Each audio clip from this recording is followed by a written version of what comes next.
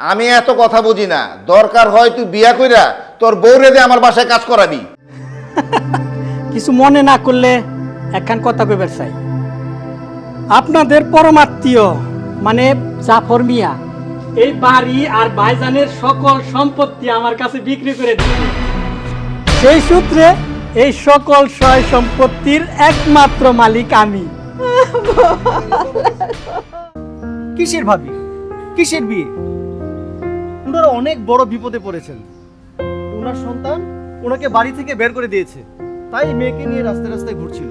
আর আমি হ্যাঁ ভাইজান, আপনি হ্যাঁ দুঃখের কথা হই না একদম বাড়িতে লয়ে চলে আইছেন। ভাবি, দ্রব্যমূল্যের ঊর্ধ্বগতি, বিশ্বকাপের উত্তেজনা, মোবাইলের এমবির মেয়াদ শেষ, নিরীহ ফিলিস্তিনিদের উপর ইসরায়েলের বোমা হামলা, সব মিলে আজ হয়তো আমি গাড়ির নিচেই ঝাঁপ দিতাম। ওই মিয়া, তুমি আজ এই জায়গায় বসে আছো? কালকে তো পকেটে 10 টাকা নিয়ে আইছিলা, আজকে কি 10,000 টাকা নিয়ে আইছো? কাম করলে চলো, সময় নষ্ট করে লাভ নাই। আইজও আমার কাছে সেই 10টা টাকাই আছে। 2 দিন পানি ছাড়া আমি কিছুই খাই নাই। তোমার আল্লাহ দোহাই লাগে, আমার একটু বিষ দাও, আমি বিষ খাই, বিষ খাই নিজের মতো ছটফট ছটফট করতে করতে মরে যাই। আমার লাশের উপরটা তুমি যা বড় ব্যাগ বিয়ে করো। কি বলছো দেবজি? তুমি হলো আমার একমাত্র দেবর।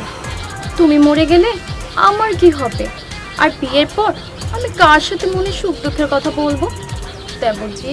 হ্যাঁ, আমিও গ্রামের সবাইকে বলবো, মাস 3 আগে তুই আমার সর্বনাশ করেছিস।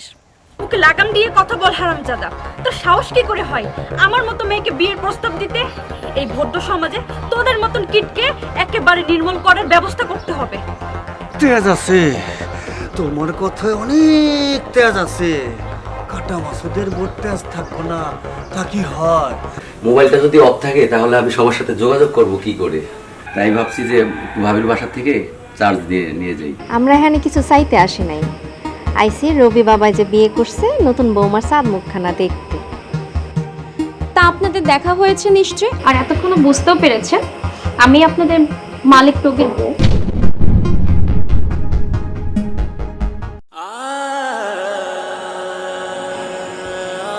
মামা, মনটা নয়নটা জুড়ে হয়ে গেছে। তোমরা ভালো থাকো, চলো আমরা যাই গে। আল্লাহ, আমি নিজ কানে কি শুনলাম? কাশেম মালার প্রেম! ছি ছি ছি, তুমি এত নির্লজ্জ! ঘরে স্বামী থাকতে তুমি অন্য পুরুষের সঙ্গে প্রেম লীলা করে বেড়াচ্ছ। ছি! কাশেম, আমাদের প্রেমের মাঝে ভিলেন চলে এসেছে, তুমি তাকে প্রতিহত করো কাশেম।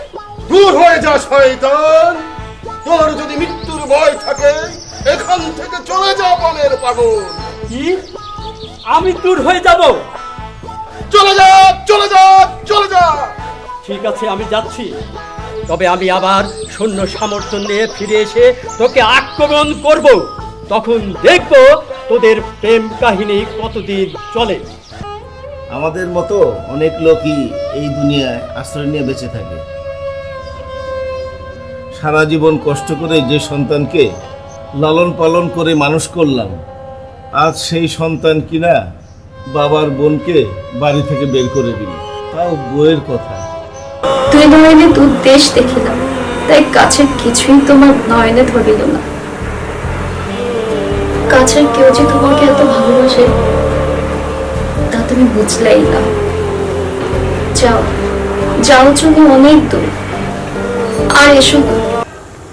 আয়ান, তুমি এখানে একা একা বসে কি করছো? চাচি, তুমি এখান থেকে যাও, এখন আমার গার্লফ্রেন্ড এই। আপুমনি, তোমার বুকের ভিতর যে মোসামসি করতেছে সেটা আমি ভালো করেই জানি। কয়দিন ধরে তুমি ছোট ভাইরা দেখতে পাবা না, সেটাতে তোমার খারাপ লাগবে সেটাও আমি জানি। তুমি ছোট ভাইয়ারা না ভীষণ ভালোবাসো, তাই না? সত্য কইতাছি ভাবি, ভাই শহরে গিয়া কি করছে তা আমি কইতে পারি না, কিন্তু গ্রামে হ্যাঁ কোনোদিন কোনো মাইয়ার লগে কথাও কয় নাই। হায় রে কপাল, যে ভাইটার লেগে এত কিছু করলাম, বিয়ার খবরটা আমাকে জানালো না। তোর মা পরবার থেকে অবশ্যই আমাকে অভিশাপ দিচ্ছে। বলছে তুমি কেমন বাবা, মেয়েকে তো ভালো খেতেও দিতে পারো না। তোমার এই ভাদাইম্মা ভাইয়ের লগে তুমি আমার ভাইয়ের তুলনা দিছো? আরে তোমার ভাই তো অন্য জাতের হিন্দু ভাইয়ার লগে হস্তি নষ্টি করছে, শেষ পর্যন্ত বিয়েটাই করে ফেলাইছে। আর তোমার বাপ তারে বাড়ি থেকে দূর দূর করে বার করে দিছে। আর তুমি কি না আমার সহজ সরল ভাইয়ের লগে তোরে ভাদাইম্মা ভাইয়ের তুলনা করছো? আমি থাকবো না, আমি থাকবো তোমার এই সংসারে। আজকে যাবো তো বাপের বাড়ি। আরে যাও যাও, তোমার জন্য শাড়ি কিনতে তো দেরি হয়ে গেল। এই নাও শাড়িটা। তুমি আমার মনের মাঝি, আমার পরাণ পাখি, আমার বাড়ি যাইও দিমু ভালোবাসা। তাই নাকি? তো ভালোবাসা তোমার মনে, আমি তো এতদিন জানলাম না। আই হনো, ঢাকায় বলে ঈদের আগে বড় লোকেরা গরিব মেলা কিছু দেয়, জামা কাপড় দেয়, টাকা পয়সা দেয়, নগদ টাকা, তারপর নাকি আবার সালামিও দেয়। এই তোমার ঢাকা শহরের স্বপ্ন দেখাবার দেয়া, একটু ঘুমাও, আমারও ঘুমাইতে দাও। ঢাকা শহর পাইছেন, ঢাকা শহর। ব্যথা পেলাম। দেখ ভাই, তোর এক ভাই সরকারি দলের নেতা, আর এক ভাই হচ্ছে মার্ডার কেসের আসামি। ভাই তুই আমার মাফ কর। তুই আমার উপকার করবি না? না। কি বললি তুই? উপকার করবি না? বললাম তো না। ঠিক আছে, এখন আমি চিৎকার করে সবাইকে বলবো তুই আমার স্বামী।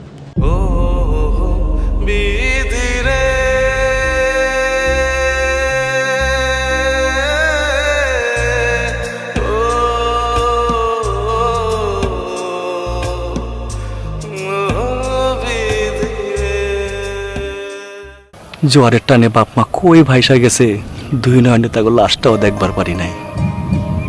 আপনার তো এক কুল থেকে আরেক কুলে এসে থাই হইছে, আর আমার তো কোনো কুলই নাই।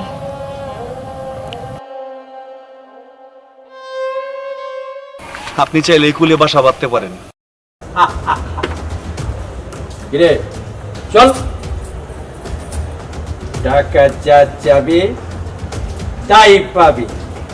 আজ আমার শরীর ভালো না, তুই অন্য কাউকে নিয়ে যা। না না না না না না না না। এ মুই আইছি।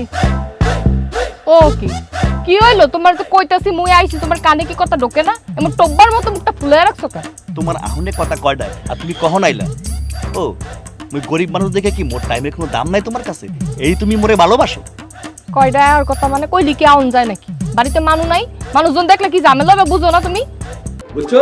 আচ্ছা বাবু কও তো, তোমার কি রাইতে কোনো মাইয়া কুত্তা কামড়া ছিল?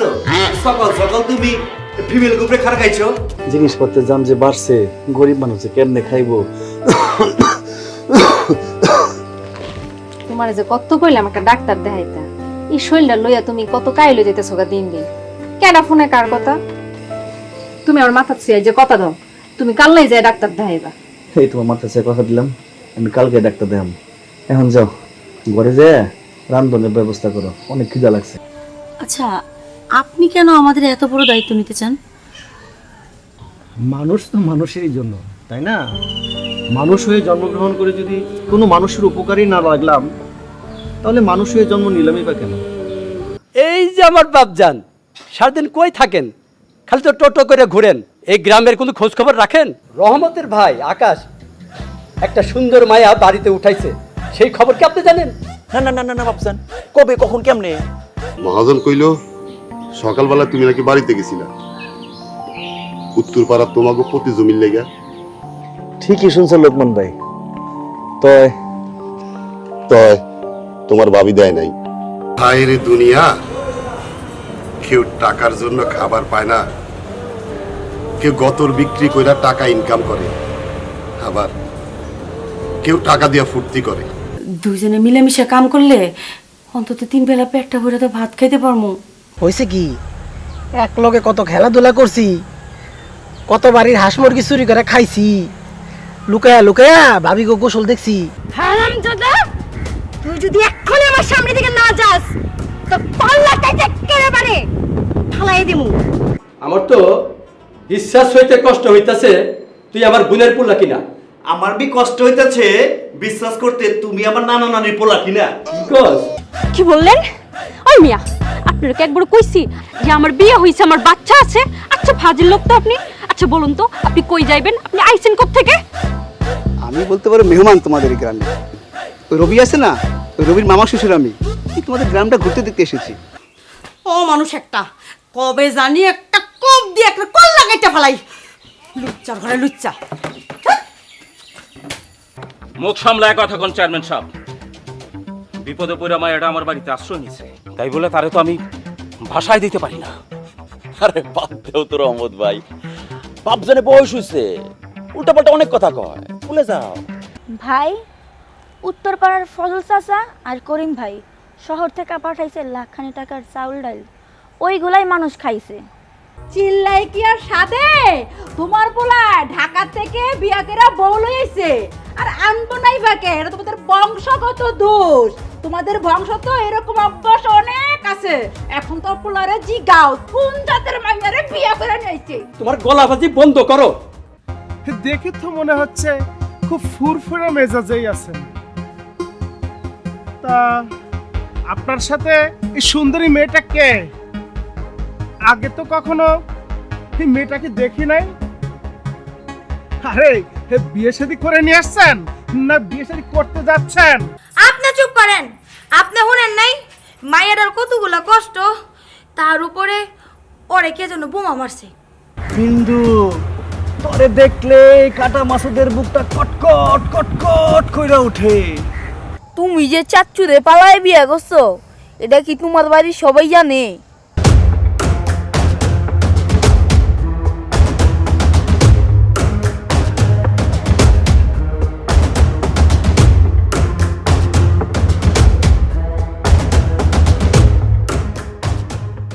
কই যাইতেছেন? আমি তো কলেজেই যাচ্ছি, আপনি কোথায় যাচ্ছেন? আমি বিড়ি সিগারেট থুকু না, একটু নতুন ঢাকার হাওয়া বাতাস খাইতে বেড়েছি। আমাকে পুরান ঢাকায় তো হাওয়া বাতাস খাওয়ার জায়গা নাই, তাই নতুন ঢাকায় তো হাওয়া বাতাস খাইতে আইছি। সেই মায়া দেখতে একটা ছোটখাটো হাতির মতো। তোমার মাও ভালো। কিসের ভালো? ছেলে বউর সাথে কেউ এমন ব্যবহার করে? আমি কি ভয়টা না পেয়েছি? আমি তো ভেবেছি হয়েছে, তোমাকে আর ভাবতে হবে না। বাবা আমার একমাত্র সন্তান আমি, তাদেরকে কিছু না জানিয়ে হঠাৎ করে বউ নিয়ে বাসায় এসে হাজির। মন খারাপ করাটাই তো স্বাভাবিক, তাই না মামা? জি বাবা, তুমি একদম ঠিক কথাই বলেছো। আমি বললাম কি এটা পড়ছি বলা এলাকার ব্লুটুথ বয়, সেলফি ম্যান, আমার সাথে কি একটা সেলফি তুলন যায় না সুন্দরী? এই সুন্দরী যার তোর লাগে সেলফি তোলে না। বাবা, তোমার সব সম্পত্তির পাওয়ার অফ অ্যাটর্নি আমার লাগবে। তা বোন, তুমি সব কাজ করতে পারবে তো? জি জি আপা, আমি সব কাজ করতে পারবো। আরে প্রেম করছিলা বিয়া করতে গেলা কেন? ও আজম থেকে হয়ে যায় আজম চৌধুরী, আর আমি শফিক চৌধুরী থেকে হয়ে যাই শফিক। কি হলো আজম চৌধুরী? দিনের রাইতে খিচুড়ি রান্না হয়েছে আর ওইগুলাই মানুষ খাইছে। ওর নাম হয়েছে ময়না। ও অনেক বড় বিপদে পড়ছে। আমাকে আকাশ ওরে আমাকে বাড়িতে লয়ে আইছে। ওর দুনিয়ায় কেউ নাই। হাত ছেড়ে দিয়ে পেলাম কিন্তু কোন বাড়ির বোর হাত ধরছস? তুই কি সব ভুলে গেছস? যে বাড়ির বউ সেই বাড়ির খবর নাই না, ওই নিয়েছে মাতব বাড়ি করতে। কিরে মাসুদ, তুই জেলখানাতে বাইরে আবার শুরু করছস? হাই রে কপাল, সকালে যে কার মুখ দেখেছে ঘুমের থেকে উঠলাম। তুমি আবার কার মুখ দেখে উঠবা? তোমার ঘরে কি বউ আছে? দুই বেলা খাওয়ানোর লেগে আমি তোমার সাইরা যামুগা? এই ভালোবাসছিল তুমি আমারে? তোমার লেগে সবকিছু বিসর্জন দিয়ে যে তোমার বুকে ঠাই লইছি, আজকে তুমি কিনা আমার এত বড় কথা কইতে পারলা? একটাবারও তোমার বুক কাঁপলো না? আমাগো গ্রামের চেয়ারম্যানের পোলা হারাটা দিন ওই মাইয়া মাসের পিছে পিছে ঘুর ঘুর করে। বাপটা যেমন বদমাস, পোলাটাও সেরকম বদমাস।